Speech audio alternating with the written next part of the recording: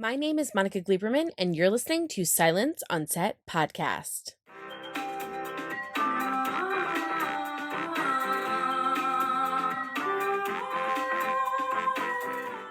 On today's podcast, we have Ellen Tamaki, who plays Drea on Netflix's hit Manifest. Season 4 takes place 2 years after the brutal murder of Grace turned their lives upside down. The Stone family is in shambles as a devastated Ben continues to mourn his wife and search for his kidnapped daughter Eden. So to talk about what fans can expect for Season 4 Part 1, here's Ellen Tamaki. So obviously I'm Monica, and then we have our co-host today, Jojo, and we are could not be more excited. We're huge Manifest fans, huge Drea fans. I want to start kind of a little bit in the very beginning. What was it like when you heard, because the show had been established for a couple seasons.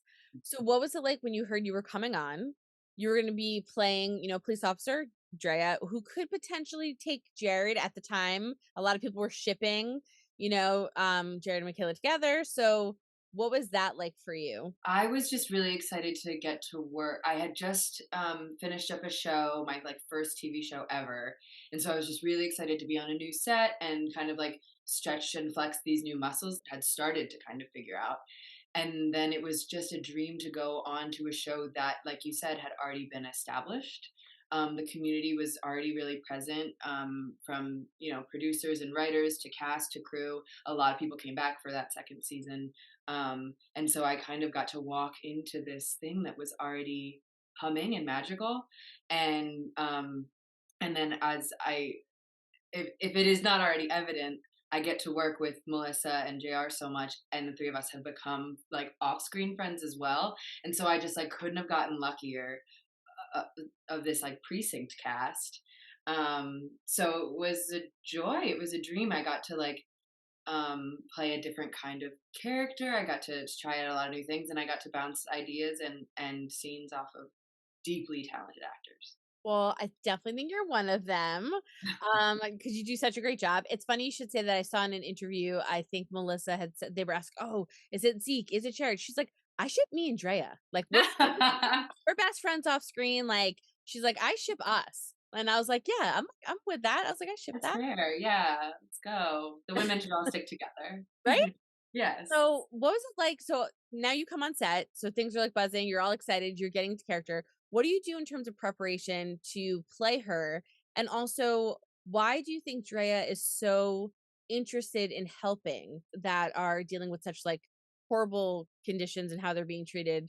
The ones from Flight 828, obviously. In terms of how I prepare, I think it changed a lot from the beginning of season 2 to now, and to the things we just shot, because Drea's arc changed so much.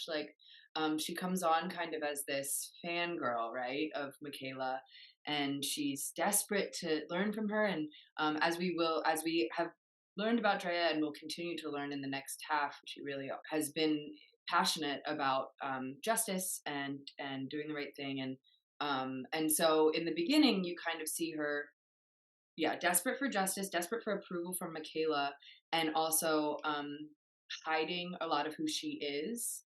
She doesn't want to be perceived as the rich kid. She doesn't want to be perceived as someone who has taken a lot of handouts in her life. And so I think that she's hiding a lot, and she needs a lot of approval. And then as the relationship between Michaela and Drea really grows, she's able to let down a lot of those guards, and the two of them are figuring out that they love each other for who they truly are. Because Melissa and I would joke all the time in the beginning, oh my God, back up, girl. Drea's always over her shoulder and always kind of in her zone. And then it's just that this deep down, nerdy persistence chipped away at Michaela enough that they were both to really able to really show who they truly were, and they have this soul connection. And then on the second half of that, I think what's so important to Drea about talking about, especially when it comes to season 4 and you get introduced to the registry and things. Jeff, our writer and showrunner and brilliant general human, kind of peppered in a couple of these details. We don't know a lot about Drea. We don't know a lot about Drea's family, but there were a couple times that he came to me and said, "Hey, I'm going to drop in kind of these beautiful, important moments where she talks about her family being interned during World War II." She says it once at the end of season 3 and then once in the first half of season 4. And I think you get a look at why Drea works so hard for this family and why Drea has for the Stone family, why Drea has dropped everything in her life to um, to make sure that the line is, I just am doing for the passengers what I wish someone did for my grandma. She has a stake in the game, and she has an ability to right wrongs that were committed against her own family. Now you being the only girl cop kind of thing. How is it like now you have kind of right now the same kind of step up game as Melissa had before, or like as Mick has before, and now you are like the girl cop and all this. Like, how is it like to have been only be the only girl for one season working in a cop office? I will say, like, that's definitely present for her, but I think more than that, it's that she's undercover. I mean, I think it's empowering. I hope it's really empowering. I think that Drea works hard to earn every promotion, every level that she's ever achieved. Um, and you do see it in moments where she's soft and understanding and kind, and she's able to use kind of more stereotypically feminine emotional resources to kind of subvert things or get what she wants, or play like I didn't know what was going on, like what was I doing here, you know. And it's all just because she's so brilliant and logical and subversive in all these ways that she's able to be, I'd say, the best cop in the registry, because she's playing kind of both these sides, and no one She can. definitely is. How much would you say you and Drea are the same in character wise? I think we're pretty similar. We're both really silly.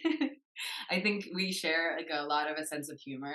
I loved when, especially in season 3, I loved how the writers were giving her all these lines like, "Oh, of course you can do that." When Zeke has his empathic abilities, it's one of my favorite lines in the whole show. Dre's like, "Oh, of course you can do that." Like, it kind of connected her to what everyone is thinking of this wildness of these powers and of the callings.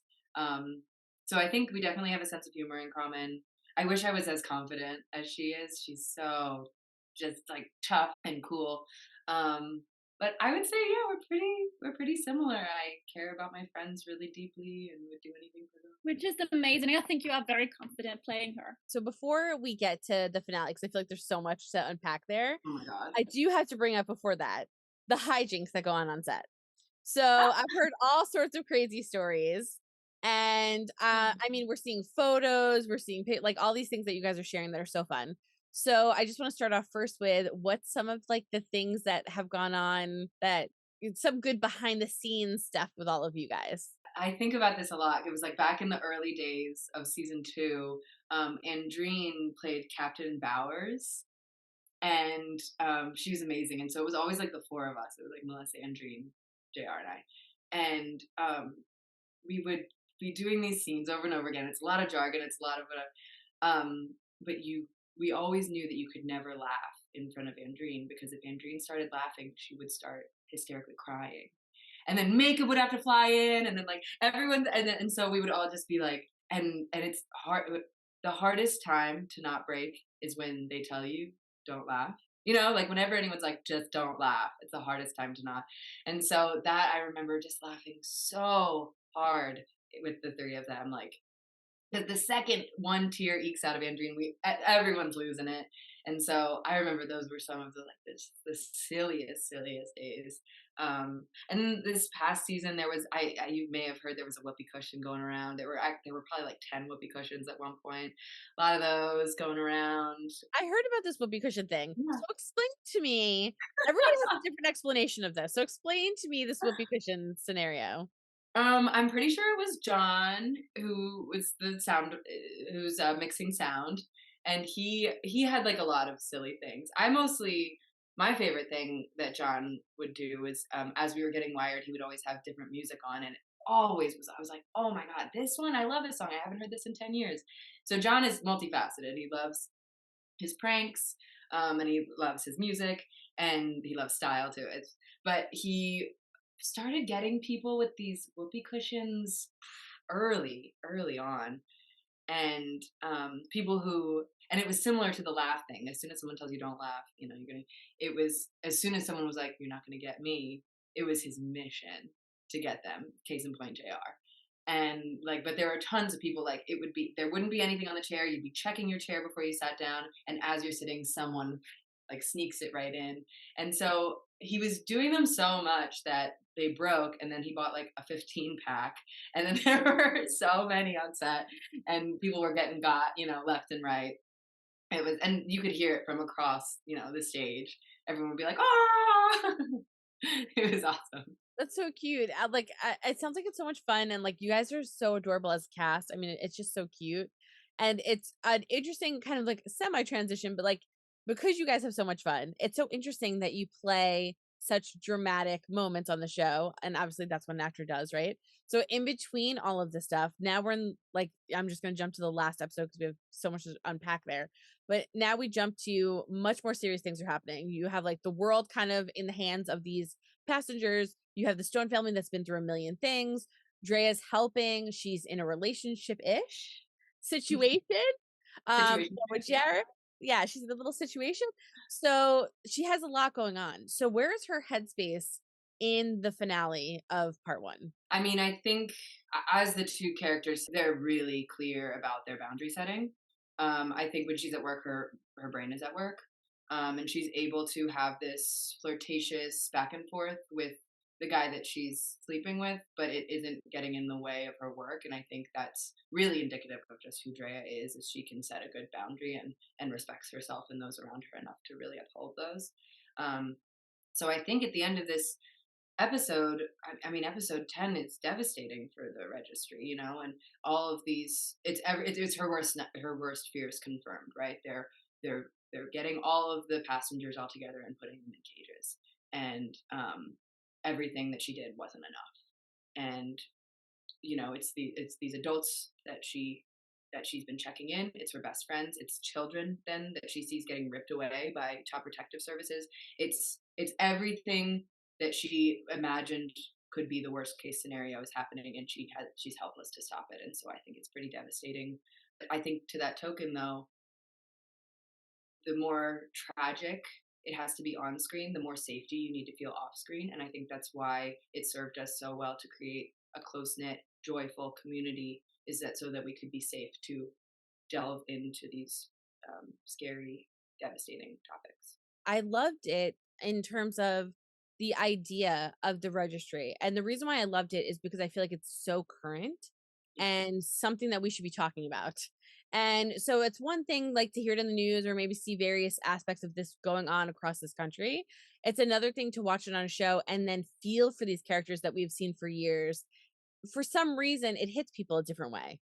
So Yeah. when you feel for a character and you see like that father son getting ripped apart, for some reason, I think it touches people in a way and they go, "Oh my god, we're doing this," or like like you just think on a larger scale.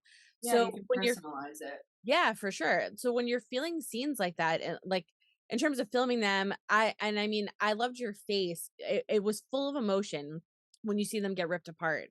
When you're filming things like that, are you aware of how heavy it is because it's not just a TV show, it's also semi kind of like what's going on in this country? Yeah. Oh, definitely. Yeah, that's always on my mind.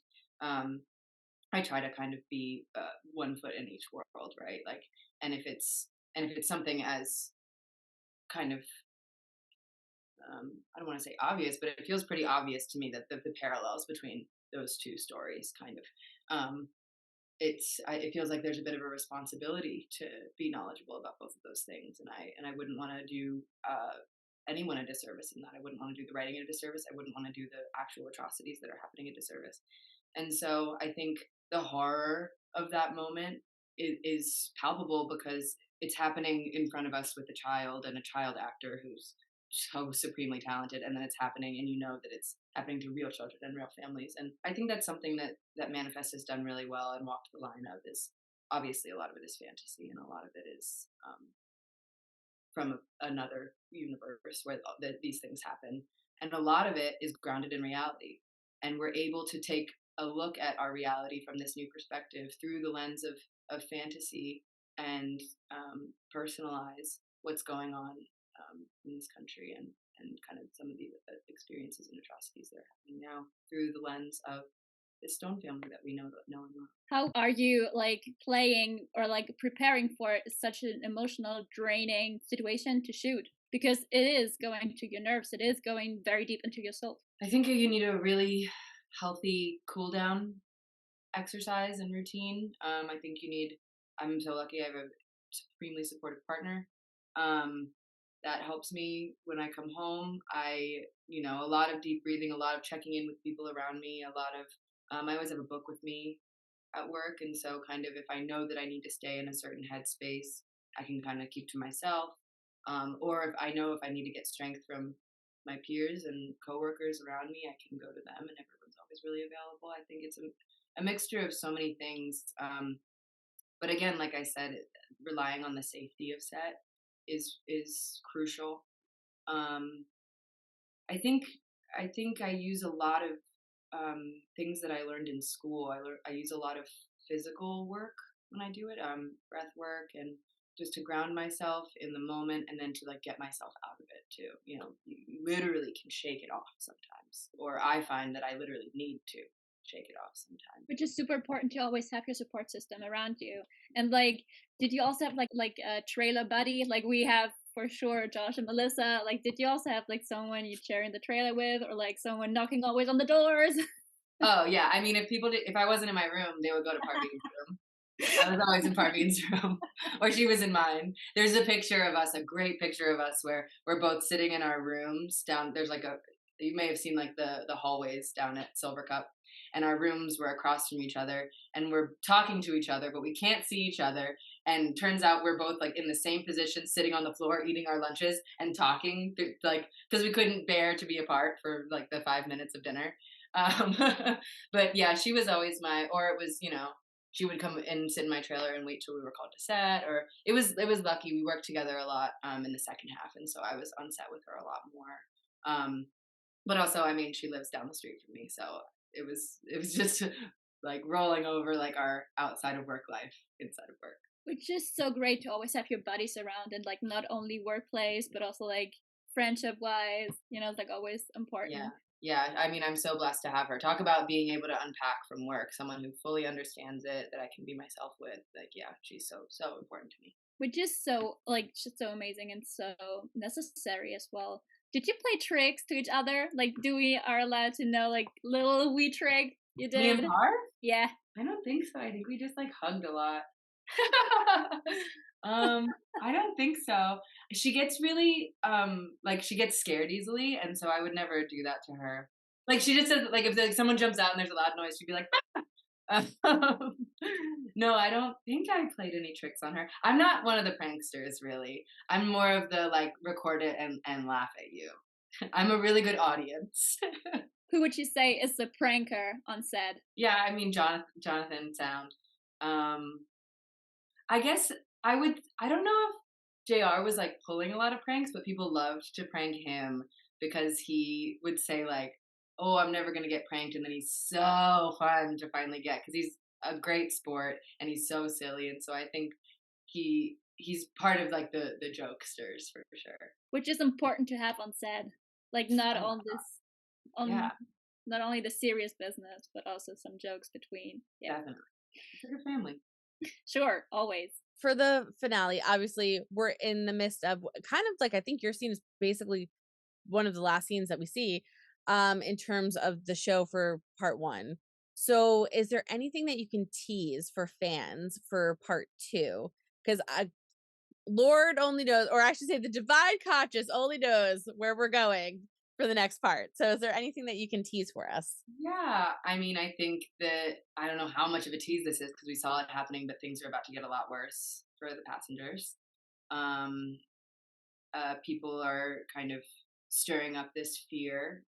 The general public is stirring up this fear of passengers that is obviously unwarranted, and so the people who are not passengers, are going to just have to do everything they can to make sure that they are safe. And that's my whole journey in the second half is making sure that my friends make it. Do you think Drea and Jared are endgame? Depends on what you mean by that, because like what is she looking for, right? Like I don't think she's ever been looking for a relationship.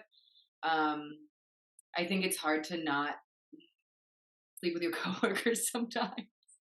And I think that's kind of just what happened. Their relationship was so close and so deeply loving and caring that I think it just like crossed over into a physical relationship. But I think something that I really love about Drea's character is that we never are really. She's so much more than her sexuality. She's so driven and intelligent and kind and tricky. And I think Endgame for her might not look like what people are expecting. I hope she gets like some really cool badass thing. Like she just takes over some huge like chunk of the department or just something because she's such a badass and she's just so cool. But I know Oh, you fans were have no asking. idea. So. You have no idea. I'm so excited. I know it's funny. I was like, I hope like some of the ideas and theories I'm throwing I through all these interviews of manifest. I was like, I hope I'm not giving anything away. It's like just in my brain thinking, but hope it happens for her. She gets badass beyond your wildest dreams. So I'm gonna ask a two-parter, which Okay. is first off, what would you say to the fans? Fans obviously brought the show, it resuscitated it after it was canceled and brought it back to Netflix. And fans were so excited. And obviously, if you haven't heard, which I'm sure you have, it is #1 worldwide, globally, officially as of today. So, what would you like to say to them? Because they don't get a chance to talk to you like I do. And then my second part is what are you going to miss the most in terms of working together? So first, I want to say to the manifestors, I mean, wow, I hope that this is a small slice of pie in the whole like realm of like things you can accomplish when you put your mind together and when you care about something and when you speak on it. Um, things can happen beyond your wildest dreams, and so I think please continue to be passionate about things that you love and support things that you love and the art that you love and the artists that you love. I could not be more grateful. As you've seen so far, and you'll continue to see, Drea was a huge part of this final season, and it never would have happened. I didn't know if I was coming back, and I got this fateful call from Jeff, and he was like, "Oh yeah, baby, we got some stuff for you."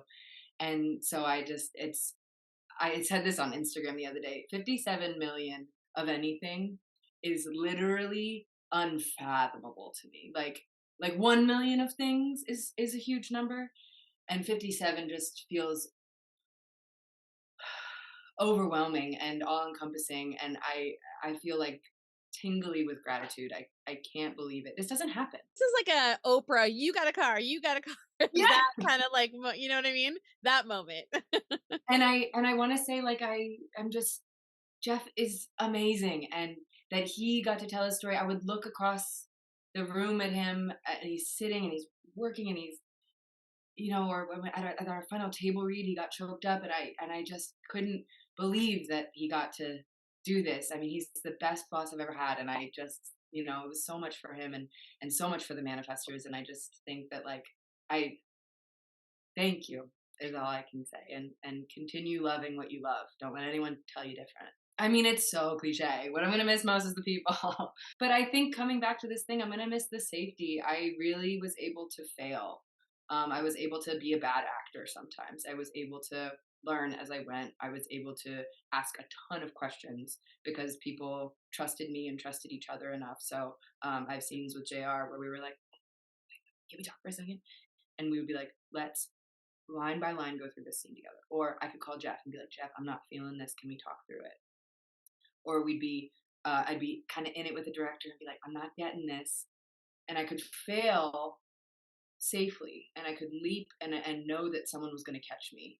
And that kind of trust and that kind of safety, I think, is so rare. And so when I say I'm going to miss the people, I'm going to miss the parties, and I'm going to miss the going out to dinner, and I'm going to miss the jokes.